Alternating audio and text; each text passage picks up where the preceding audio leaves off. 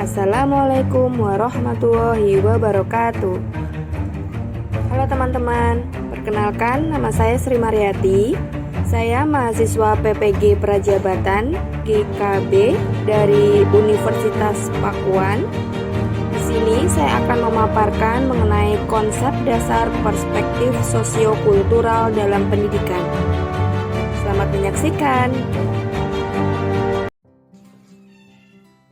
Assalamualaikum warahmatullahi wabarakatuh. Di sini saya akan memaparkan mengenai status ekonomi sosial atau SES. SES adalah cara untuk mengelompokkan individu maupun sebuah keluarga berdasarkan kemampuan ekonomi dan status sosialnya.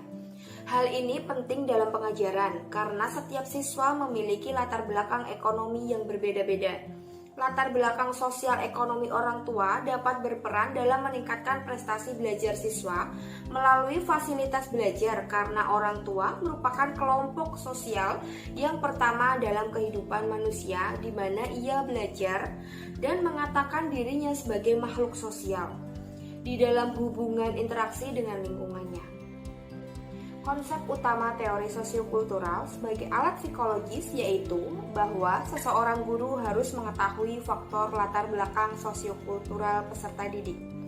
Konsep utama sosiokultural sebagai alat mediasi yaitu setelah guru mengetahui latar belakang peserta didik, guru melakukan mediasi sesuai dengan latar belakang peserta didik untuk memfasilitasi pengembangan potensi peserta didik.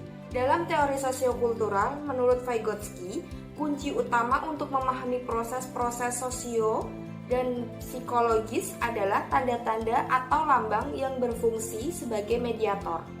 Tanda atau lambang tersebut merupakan produk dari lingkungan sosiokultural di mana seseorang itu berada.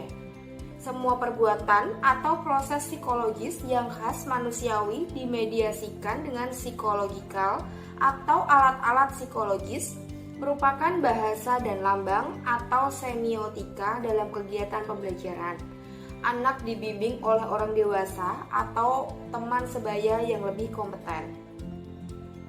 Implikasi teori belajar yang dikemukakan oleh Vygotsky ini dalam kegiatan pembelajaran di kelas diantaranya adalah penerapan life skill education, inquiry based learning, problem based learning, cooperative learning, dan sebagainya.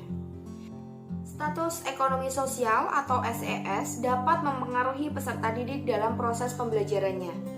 Guru juga lebih bisa memahami keadaan setiap peserta didik, memberi motivasi untuk setiap peserta didik yang memiliki karakteristik yang berbeda. Kemampuan sosial ekonomi merupakan sebuah latar belakang pencapaian posisi sosial yang dapat mempengaruhi keberhasilan belajar anak di sekolah. Pentingnya seorang guru untuk memahami sosiokultural peserta didiknya. Hal ini dikarenakan keadaan pada setiap peserta didik itu tidak sama. Sebagai guru, kita tidak bisa membeda-bedakan keadaan setiap peserta didik dengan keadaan peserta didik lain berdasarkan sosioekonomi mereka. Karena setiap anak memiliki hak yang sama untuk mendapatkan pendidikan.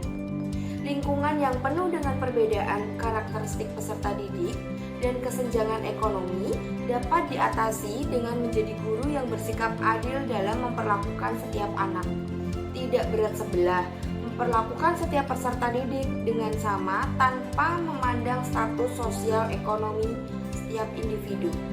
Dengan begitu, guru mengetahui kebutuhan yang ada di setiap peserta didik dan guru juga dapat memfasilitasi dalam setiap proses pembelajarannya.